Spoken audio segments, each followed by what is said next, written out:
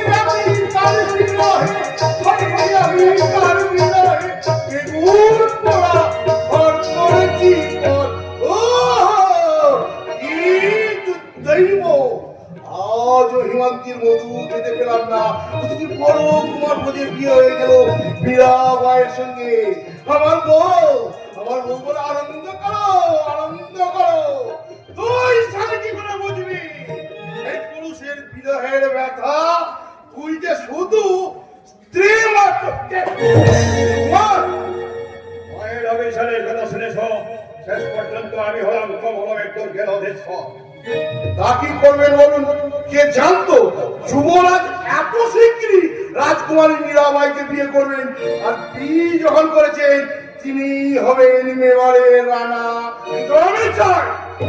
এবারে রাজ সত্যি আমার পায়ের তলায় থাক। অকস্মাৎ পাশার পাল্টে গেল, সেখানে গিয়ে যুবরাজ যাচ্ছে তাই হৃদয় বিদারক কাণ্ড করে বসলেন। মহিলতা রাজকুমারীর প্রেমে পড়ে গেলেন।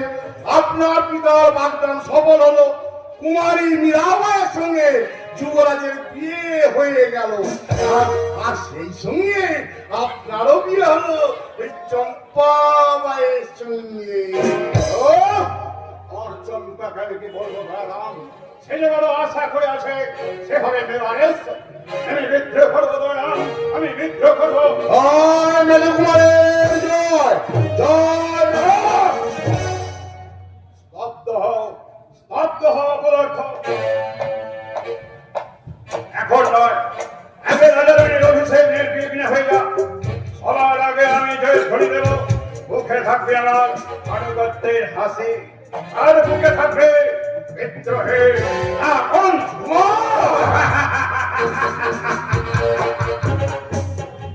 আমি মন্দিরে যাচ্ছি না। রাজবংশের নিয়ম মেনে কুমার রত্ন সিংহ রাজা রানীর মাথায় ছাতা ধরবে, আর আমি পড়াবো রাজ মুখ বড় আগ্রহ ভরে।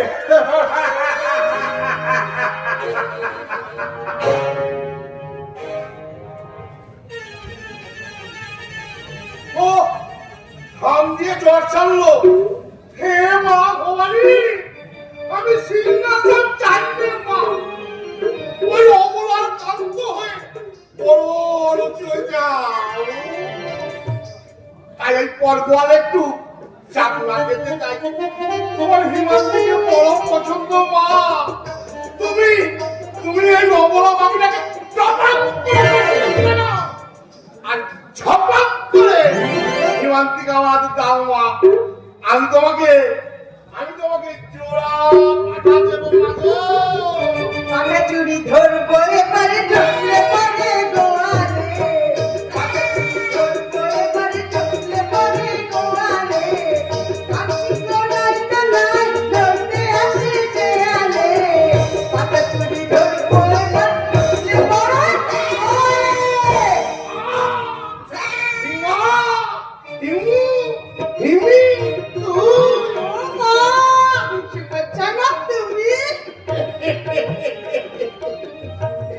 স্বপ্ন ভেঙে দিসনি মাইনি। আমি বড়ই প্রেম প্রীতের পুরুষ, তুই তোর জন্য আমি রাস্তায় দাঁড়িয়ে আছি। ডাকে ডাকে ওসব কথা ছাড়, তুই এখন আলগোতে আমার হাতটা ধর। হাতটা বাড়াও না পুরু, আমিও ধরছি। এই ছড়ে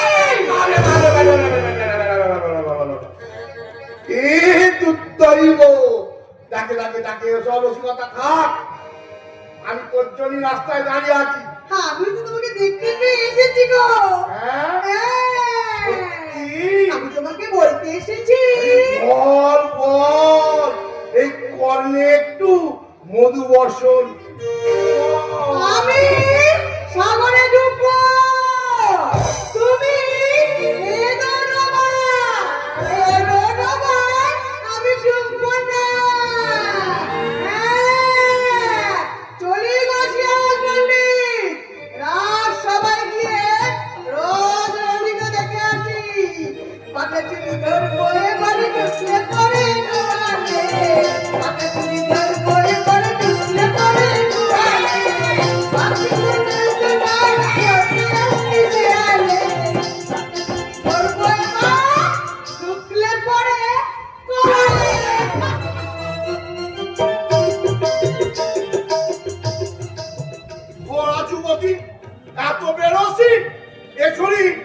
স্ত্রী লোক নয়, এ যেন একবারে ওই কড়া পাকে লোহার স্ত্রী।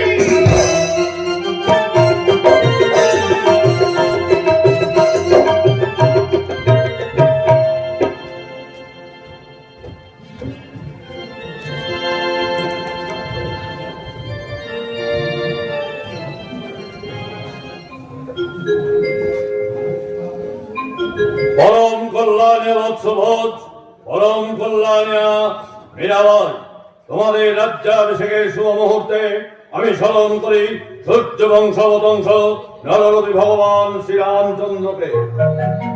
রাক্ষস রাবণ পদার্থে শক্তির ধরনের পূজা করে তাকে তিনি জাগিয়েছিলেন, তার ইতিবায় বধ করেছিলেন ত্রিভুবন দাস রাক্ষস রাবণকে। এই জগতে শক্তি মূলাধার দিগম্বরা খর্গধারিণী লোকেশী ভীমা, তোমাদের রাজ্যাভিষেকের শুভ মুহূর্তে শ্রীনয়নী মহাদেবীকে আমি প্রণাম জানাই। আজ থেকে মেবারের মহারানী শাসনের অবসান হলো। মেবার রাজ্যের সার্বভৌম ক্ষমতার অধিকারী হলেন সংগ্রাম সিংহের জ্যেষ্ঠ পুত্র রানা ভোজ। কুমার বিক্রম সিংহ, তুমি সর্বাগ্যে জ্যেষ্ঠের মাথায় রাজমুকুট পরিয়ে নতজান হয়ে অভিবাদন জানাও। আজ আমার কি আনন্দ, আমার পরম পূজনীয় অগ্রজের মাথায় মুকুট পরাবার অধিকার পেয়ে অত্যাধিক আনন্দে আমি দিশেহারা হয়ে পড়ছি। দিশেহারা হয়ে সময় নষ্ট করো না মেজদা, গুরুদেবের আদেশ পালন করো। সেই রত্ন সিংহ, এই সময় এত চঞ্চলতা তোমার শোভন নয়। দাদা, তোমার মাথায় রাজ মুকুট পরাবার অধিকার পেয়ে সত্যিই আমি ধন্য।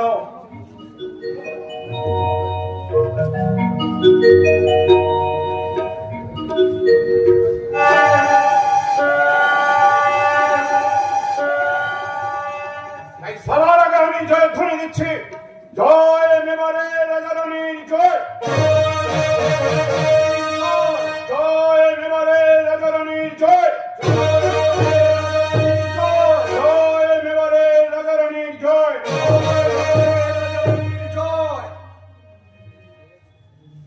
গুরুদেব, এইবার আপনি সর্বাগ্রে রাজদম্পতির আশীর্বাদ করুন।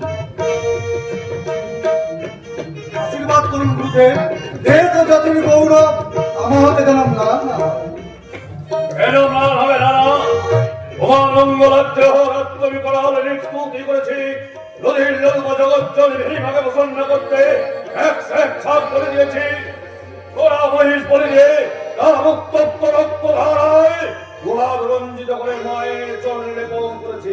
আমি ধন্য গুরুদেব। আমি তৃপ্ত, তাকে নিজেকে বিরক্ত করে তৃপ্ত, অমঙ্গলের কোন চিহ্ন নেই। আমি ধন্য গুরুদেব। আপনার পদনমিতে এবারে রাজ দরবার আর পবিত্র। আমি কে? সব সেই করার ভীমা। নাও না, মায়ের নদীর সিদ্ধ রক্ত যাবা না, তোমার চলার পথের দিশারি হোক। এবার লক্ষ্মী মধুমতা, মায়ের রক্ত যাওয়া সীমান্তে স্পর্শ করো, তোমার বৈধব্য ভয় দূর হবে। নাও মা, ফুল নাও। এটি বৌমা, ফুল নাও। মার্জনা করবেন মা, ওই ফুল আমি নিতে পারবো না। মীরা, গুরুদেব মেবারের সর্বাপেক্ষা সম্মানিত ব্যক্তি, জানি, তার হাত থেকে ফুল নেওয়া রাজবংশের কুলপ্রথা। তাও জানি। তাহলে আর বিরক্তি করো না, মা ভবানীর আশীর্বাদী ফুল তুমি নাও। মা ভবানীর চরণের ফুল আমি নিশ্চয়ই নেব রানা, তবে ওই যে রক্ত মাখা ফুল, না না না না, ওই ফুল আমি নিতে পারবো না।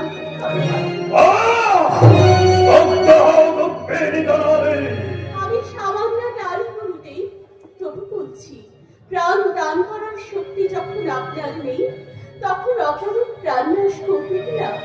সূর্য বংশের শ্রী রামচন্দ্র বলি না দিয়েও জগন্মাতার কৃপা পেয়েছিলেন। মনে রাখবেন গুরুদেব, প্রথা ধর্ম নয়, সে শুধু প্রথা মাত্র। প্রধানত্ব পরামনির স্তূপের জন্য বলিদান, প্রধানত্ব নৈমণ্ডভনের সেবায় রক্তদান, প্রধানত্ব। মাধব মহাদুরিতা ভাই, উচ্চ হলে তুমি করো এই রাজসভায় তান্ত্রিক আচার্য মুক্ত হয়ে মাধব অপমানিত হল।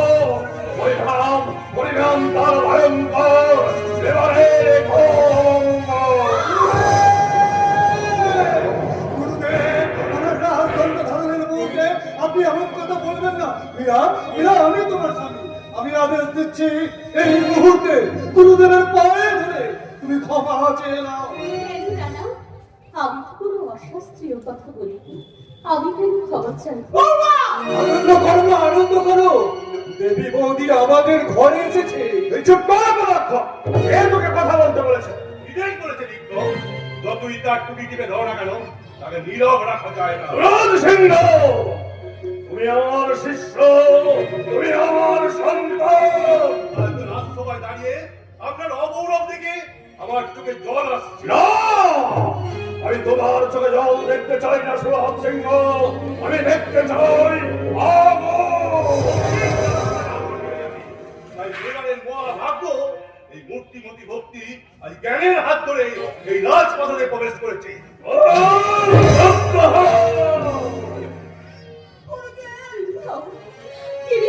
আমি তো তোমাকে নিয়ে অনাবিল আনন্দে ছিলাম। কেন কেন তুমি আমাকে রানী করে পাঠালে? ফিরিয়ে দাও, ফিরিয়ে দাও শ্রীকৃষ্ণ মুরারি, আমার মনের শান্তি তুমি ফিরিয়ে দাও। অনাচার, অনাচার, অনাচার মহারি পূর্বে রাজপ্রাসাদে প্রবেশ করেছে। তাই মহারি মায়ের চরণের ফুল ওই ডাইনে নিলে না। রাম রাম ভোর, আমি জানি যিনি কালী তিনি কৃষ্ণ।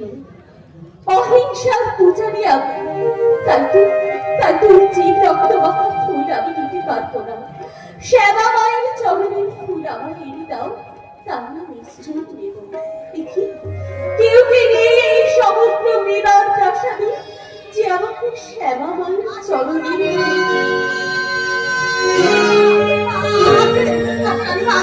আপনার হাতে ফুল তুলছে আছে রানীমা। অনাচার, অনাচার, অস্পৃশ্য ভিড় প্রবেশ করেছে এই রাজপ্রাসাদে।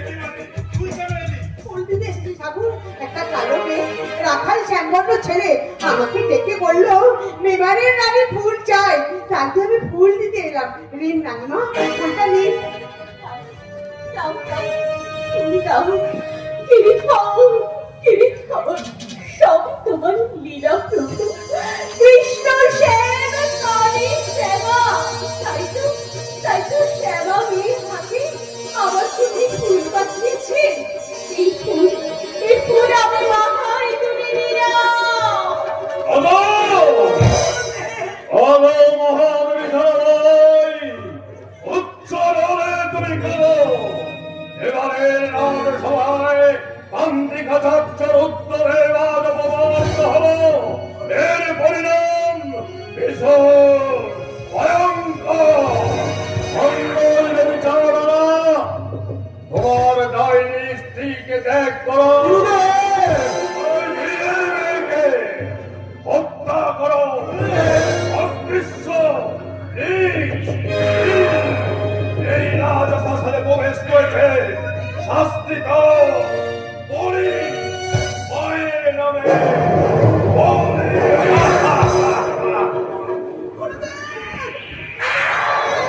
দাদা বিক্রম রত্নসিংহ, কি অমঙ্গল! গুরুদেব আজ মুখ ফিরিয়ে চলে গেলেন।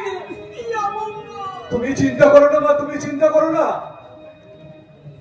সোনার পৈতার সোনার খড়ম দিয়ে টাকা আমি ফিরিয়ে আনতে যাচ্ছি। তবে কি জানো মা, না ফিরলেই মঙ্গল।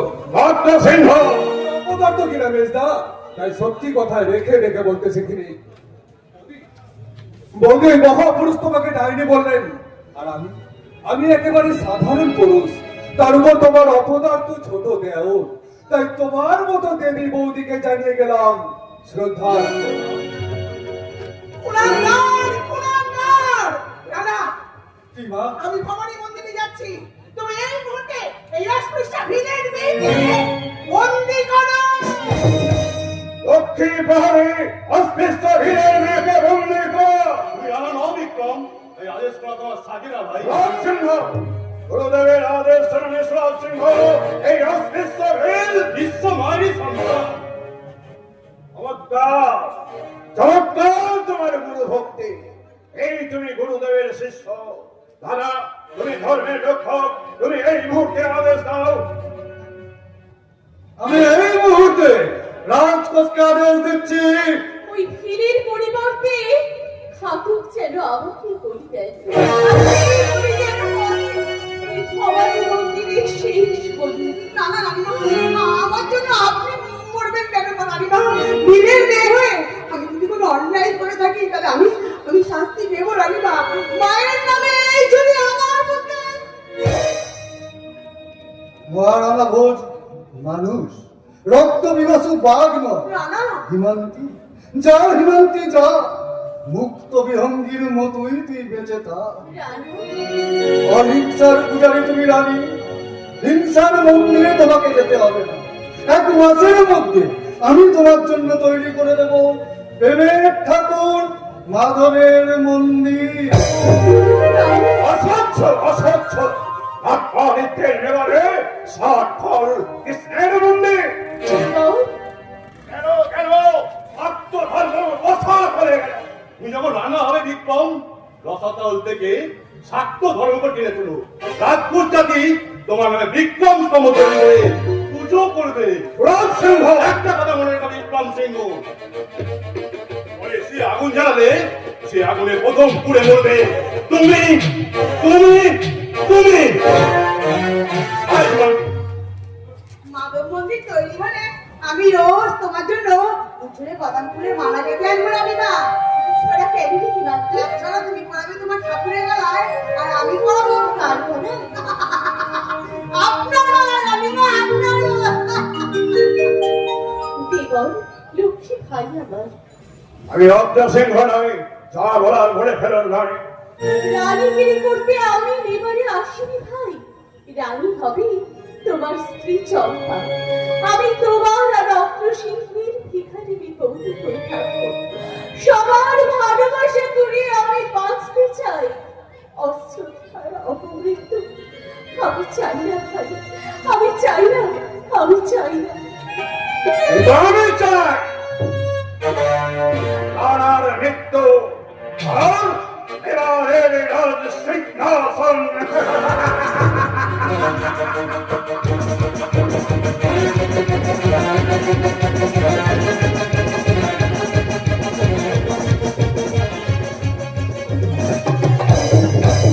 সুবহানাল্লাহ। এবারের মধ্যম কুমার বিক্রম সিংহ মুঘলের বন্ধুত্ব চেয়ে অস্ত্রতা স্বীকার করেছে, আর তারই বংশধর দয়ারাম সাউকে দিয়ে পত্র পাঠিয়েছেন। আর সেই পত্রে তিনি ইচ্ছা প্রকাশ করেছেন তিনি নাকি রানা হতে চান। আজই আমি জাহাপনার কাছে প্রস্তাব পেশ করবো, আর সম্রাটের হুকুম হলে 50,000 ফৌজ দিয়ে ওই রানা ভোজের মাথাটা আমি কাটবো। কারণ তার জন্যই আমার মীরা ভাইকে আফসোস, আফসোস। আমি খাঁটি মুসলমান, যেমন করেই হোক যেভাবেই হোক জাহাপনাকে আমার উত্তেজিত করে তুলতেই হবে। কিন্তু নিচের দেশের মুখে শুনলাম জাহাপনা নাকি খানা পিনা পর্যন্ত ছেড়ে দিয়েছে। তিনি নাকি তার নবরত্ন সভায় এমন একজন শিল্পীর সন্ধান চান যিনি গানের সুরে পাথর বলাবেন, মরা গাছে ফুল ফোটাবেন। আমার মনে হয় জাহাপনার মাথা খারাপ হয়ে গেছে। গানের সুরে পাথর বলে তাই কি কখনো হয়? আমি তা ফটককে দেখেছি। ওই বাদল সম্রাট মহামান্য আবুল বাদল এমন গায়ক আপনি সচক্ষে দেখেছেন? শুধু আমি কেন, মহামান্য সাংসা আকবরও দেখেছেন। নাম হরিদাস গোস্বামী। তা সেই বিখ্যাত হিন্দু গায়ক হরিদাস গোস্বামী তার বাড়ি কবে আসছেন? দরবারে তুমি তাকে আসতেই হবে। শান্তি জমে বলুন, একজন হিন্দু তার উপরে গানের সুরে গাছ পাথর বলেন। বলুন বলুন মহামান্য আবুল বাদল, আমরা তার গান কবে শুনতে পাবো? দরবারে হরিদাস গোস্বামী আসবেন না। তার কি কোনো ভয়? ভারতের সাহিত্য সম্রাট পরের হুকুমে বিশ্ব সম্রাটের ভক্ত শিল্পী আসবেন না। হরিদাস গোস্বামী গান শোনান বিশ্বের প্রভু ভগবান বিষ্ণুকে। আমি সামান্য ভূখণ্ডের মালিক, আমি কি তাকে হুকুম করতে পারি? বড় জোরে আমি শিল্পীকে অনুরোধ করেছিলাম। বড় জোরে? আমি নকল ছি ছি ছি, মহামান্য আবুল ফজল করেছেন কি? সামান্য একজন গায়ক হিন্দুস্থানের সম্রাটের যে শক্তিধর সাহেব সাহেব, ঘণ্টা বাজিয়ে রেশা নড়িয়ে কামান বন্দুক সৈন্য সামন্ত নিয়ে আমি অর্ধেকটা ভারতবর্ষকে জয় করেছি, কিন্তু শিল্পীর কাছে গিয়ে মনে হয়েছে আপনি কত ক্ষুদ্র, কত শক্তি। ছি ছি, মহামান্য আবুল ফজল, আমি প্রতিবাদ করছি আপনার এই উক্তি নির্মম হলেও সত্য। সাহেব সাহেব, আর এইরকম নির্মম সত্য কথা সম্রাট বন্ধু আবুল ফজলই বলতে পারে, তাই তিনি মহাজ্ঞানী আবুল ফজল। মহাজ্ঞানী বলে নিজেকে ভাববার স্পর্ধমান নেই তা আপনার। আপনার যাহা কোনো নিরক্ষর মূর্খ, তবু আমি মানুষ চিনি। আমার আপনাদের যারা আমাকে বিদ্রুপ করে বলে, আমি আজকে আপনার চোখ দিয়ে দেখছি, আপনার কান দিয়ে শুনছি, তাদের মতো মূর্খের সংসারকে বেহেশতে যাওয়ার থেকে এই পণ্ডিতের সংসারকে দোজাখে যাওয়াই ভালো। হ্যাঁ হ্যাঁ উসমান খাঁ, তাই তো আমি মাঝে মাঝে এই দম্ভের মসনদ থেকে নেমে মহৎ মানুষের সেরা কথায় শুনতে চাই। তুমি কিছু বলো না, অনুপমান মুসলমান তুমি, তোমার বিষয় বিচারে আমি নিশ্চয়ই উন্মাদ। এমন কোন ভাববার স্পর্ধা আমার নেই যা আপনার। তবে হরিদাস গোস্বামীর মতো সামান্য একজন শিল্পী সম্রাট আকবরের চোখে ভারত রত্ন, সাহেব, আমার যে শক্তি আছে তার তা নেই। আমি আমার সমস্ত শক্তি দিয়ে ভারত বর্ষকে গোলপাড় করে দিতে পারি, কিন্তু পাষাণে প্রাণ প্রতিষ্ঠা করতে পারি না। আমার দুর্ভাগ্য, এমন রত্ন দিয়ে আমি আমার দরবার সাজাতে পারলাম না। আমি আপনার দরবার সাজিয়ে দেবো সাহেব সাহেব। হরিদাস গোস্বামী সুযোগ্য শিষ্যকে আমি এনে দেবো। তাছাড়া আমি একটা শিল্পীর সন্ধান দিতে পারি। উসমানটা রাজপুত পরিবারে গেলে তিনি ওনার গান শুনতেন। ওসমান খাঁ, আমি সামরিক বিভাগের একজন নিরস মানুষ, তবু তার গান শুনেই আমি যেন পাথর হয়ে গেলাম। কে সেই শিল্পী? নাম কি তার? মীরা ভাই, এবারের রানী। স্তব্ধ হয়ে উঠল। সূর্য যাদের মুখ দেখতে পারে না, সেই মহিয়সী নারী রানার পত্নীকে আমি নিয়ে আসবো প্রকাশ্য দরবার। কখনো না। আমার সৌভাগ্য হয়ে আমি মেবারে গিয়ে দূর থেকে রানী মীরাবাইয়ের গান শুনে আসবো, তবু কাছে গিয়ে তার সম্ভ্রম হানি করবো না। সম্রাট মহা অনুভব। মহানুভব সম্রাটের কাছে আমার একটা আর্জি আছে। বিমান আপনাকে আমন্ত্রণ জানিয়েছে। রানা ভোজ আমাকে আমন্ত্রণ জানিয়েছে। জানাবুঝ নয় জানাপনা, মেবারের মধ্যম কুমার বিক্রম সিংহ এই পত্র পাঠিয়েছেন। আমি নিরক্ষর, আপনি পত্র পাঠ করুন বন্ধু আবুল ফজল। জাহাপনা বিক্রম সিংহ বেরিয়ে সে নিজে রানা হাত তুলে মুঘলের সাহায্য চায়। সংগ্রাম সিংহের বংশধর এত নীচ, এত নীচ। বিনিময়ে তারা মোকাবেলাকে কি দিতে চায়? জাহাপনার বশ্যতা স্বীকার আর বাৎসরিক কিছু কর। কিন্তু তোমার মুখে তো হাসির ঘটা কেন ওসমান খাঁ? জাহাপনা, তোমার তুর্কি রক্তবোধ করে নেচে উঠেছে, কিন্তু একটা কথা মনে রাখবে, কামানের গোলার থেকেও রাজপুত ভয়ঙ্কর। তলোয়ার ধরার আগেই তুমি মরবে। যাও যাও ওসমান খাঁ, মহারানা মান সিংহের পায়ের নিচে তুমি যুদ্ধ সেটবে। তারপরেও যদি তুমি পরাজিত হও, তাহলে তোমাকে এই সৈন্যাধ্যক্ষ থেকে ফৌজদার বানিয়ে দেব। জাহাপনা, সম্রাট উন্মাদ ছাড়া আর কিছুই নয়। ওসমান খাঁ, বিক্রম সিংহের পত্র আপনার কাছে আসার কারণ? রাজকার্যগুলোকে বেশ কয়েকবার আমি নেবারে গিয়েছিলাম, সেখানেই বিক্রম সিংহের সঙ্গে আমার আলাপ পরিচয়। আমি বোধহয় ভুলেই গিয়েছিলাম, মাত্র 5 বছর আগে আপনি কাপড়ের ফেরিওয়ালা হয়ে ওই ইরান থেকে ভারতবর্ষে এসেছিলেন। যাই হোক, আপনি হতাশ হয়ে ওই রাজপুত জাতিকে আমি কিন্তু এখনই শত্রু করে তুলব না।